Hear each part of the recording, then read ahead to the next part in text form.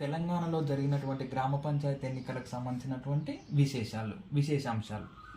Polling నిర్వహించబడిన తేదీలు December 11, 14, 17 3 దశలలో నిర్వహించబడ్డాయి.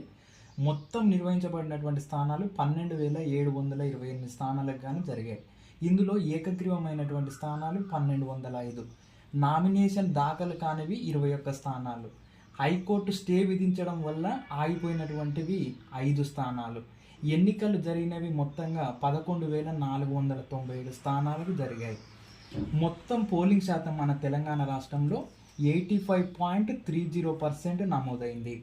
అత్యధికంగా పోలింగ్ నమోదైనటువంటి జిల్లా యాదాద్రి భువనగిరి జిల్లా 92.33%.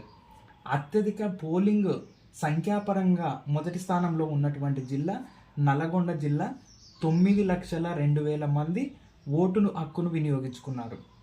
ఎన్నికల ప్రక్రియను వేగంగా పూర్తి చేయడంలో మొదటి స్థానంలో నిలిచినటువంటి జిల్లా కరీంనగర్ జిల్లా. అత్యంత పిన్న వయసు గల సర్పంచ్కు 21 సంవత్సరాల వ్యక్తి ఇందులో గెలుపొందాడు. అత్యంత పెద్ద వయసు గల సర్పంచ్ 95 సంవత్సరాలు.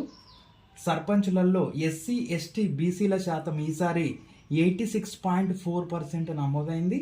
సర్పంచులలో జనరల్ల శాతము 13.6% నమోదైంది. రాష్ట్ర వ్యాప్తంగా నమోదైన సగటు మెజారిటీ 112 ఓట్లు.